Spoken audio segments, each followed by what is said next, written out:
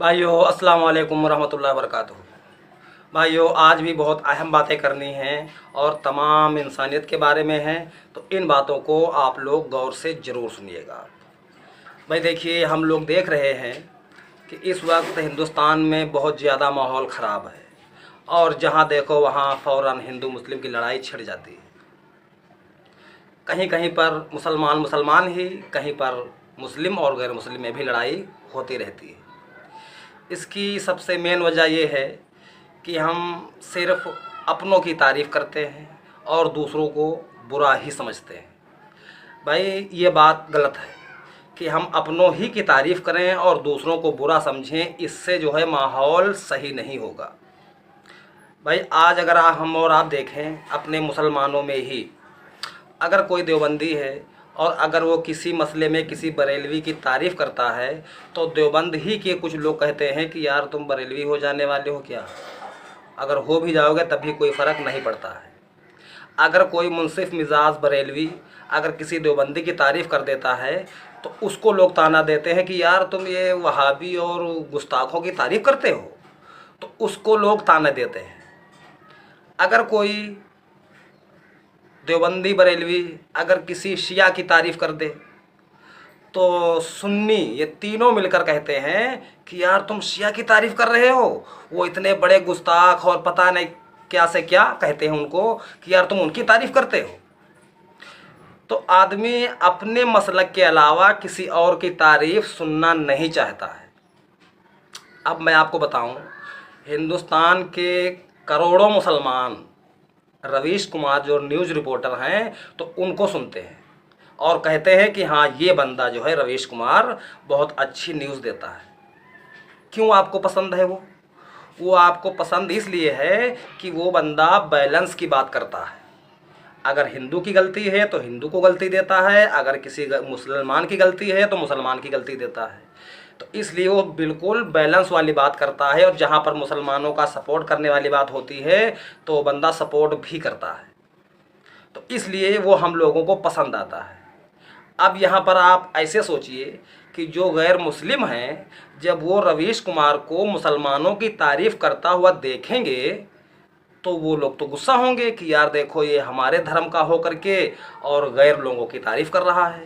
तो रवीश कुमार पर उनके धर्म वाले लोग खफा होंगे और जाहिर सी बात है आप सर्वे कर लीजिए तो बहुत से गैर मुस्लिम हैं जो रवीश कुमार पर खफा हैं, लेकिन मुसलमान ज़्यादातर रवीश कुमार से खुश हैं।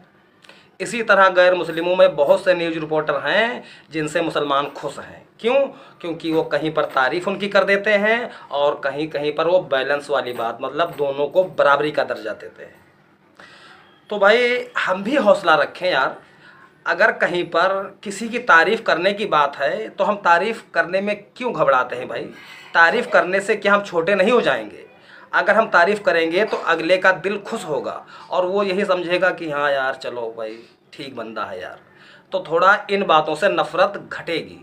और अगर हम सिर्फ अपनों की ही तारीफ़ करते रहेंगे और दूसरे की बुराई, तो ये बात बहुत गलत है। अब मैं जो समझता हूँ कि लोगों को किस तरह से सामने वाले के साथ पेश आना चाहिए वो मैं आपको बात बताने जा रहा हूँ, तो आप ये बात पूरी गौर से ज़रूर सुनिए।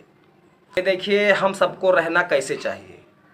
भाई हम सब इस्लाम के मानने वाले हैं और इस्लाम की तालीम ये नहीं है कि सिर्फ़ अपनों ही की तारीफ़ करो बाकी सामने वाले को बुरा समझो। ये भाई इस्लाम की तालीम नहीं है और अगर यही होता रहा तो ये नफ़रत ख़त्म नहीं होगी, नफ़रत और बढ़ती ही जाएगी।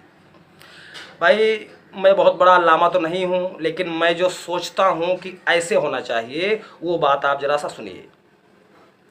भाई इस्लाम की तालीम तो मैंने यही समझी है कि आदमी अल्लाह उसके रसूल की तालीम पर अमल करे, खुद नेक अमल करे, अपने आप को कमज़ोर समझे, सामने वाले के बारे में अच्छा गुमान रखे, वो कोई मुसलमान हो या कोई गैर मुस्लिम हो, सामने वाले के बारे में अच्छा गुमान रखे।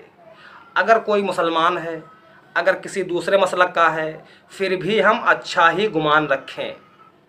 फिर अगर कहीं पर कोई दीनी बात करनी है या किसी मसले पे बात करनी है तो हम सबको ये चाहिए कि हम जब भी किसी दूसरे मसलक के मुसलमान भाई से बात करना स्टार्ट करें तो सबसे पहले औज़ु बिल्लाहि मिनश शैतानिर रजीम बिस्मिल्लाहिर रहमानिर रहीम पढ़ लें अपने आप में और फिर बात स्टार्ट करें।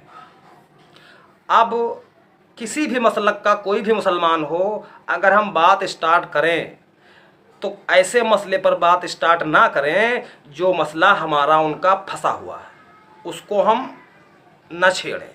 हम शुरुआत ऐसे मसलों पे करें जो उनमें और हम में यकसां है।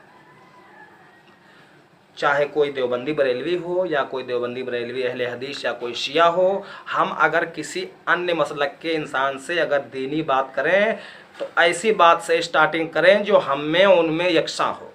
फिर और भी बहुत सी बातें आपको मिलेंगी जो तमाम मुसलमानों में यकसां हैं।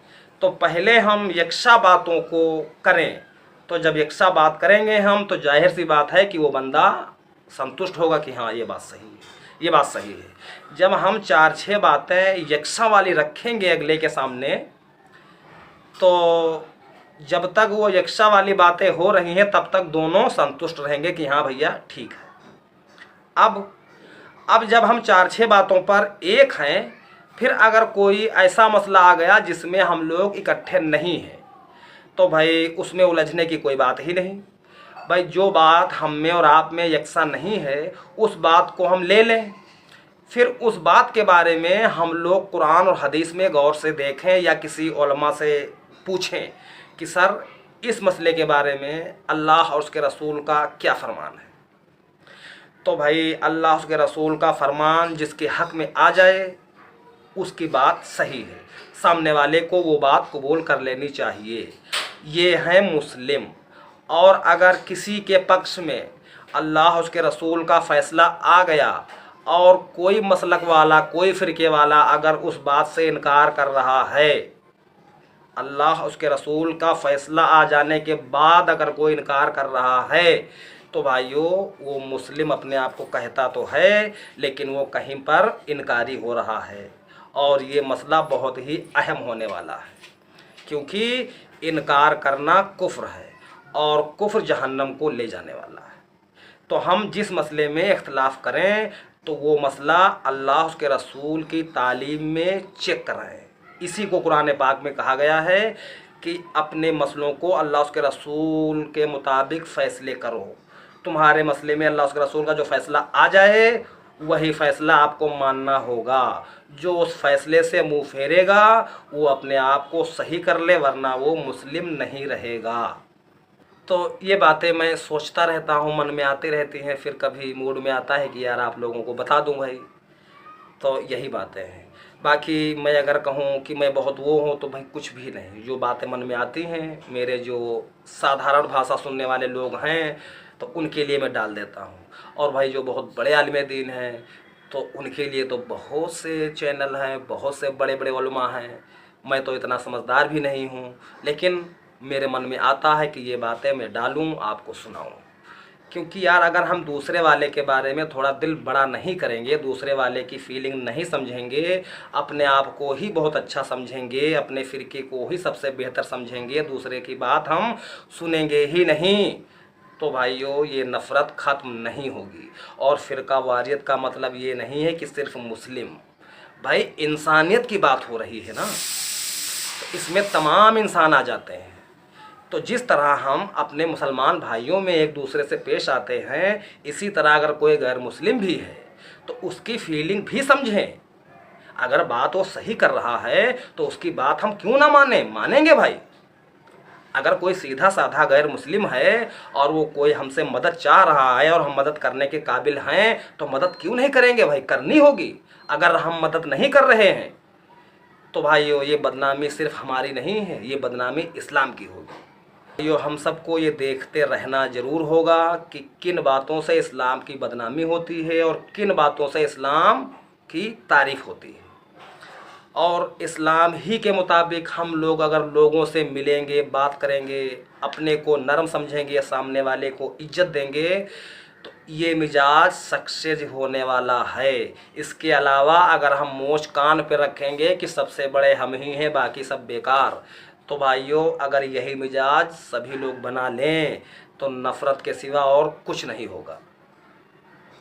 तो यही बातें हैं। अगर आप इन बातों से सहमत हैं तो वीडियो को लाइक, शेयर, सब्सक्राइब कीजिए ताकि ये बातें हमारे और भाइयों तक पहुँचे और आप भी इस सच्ची दावत में हिस्सेदार हो जाएं। अस्सलाम वालेकुम व रहमतुल्लाहि व बरकातहू।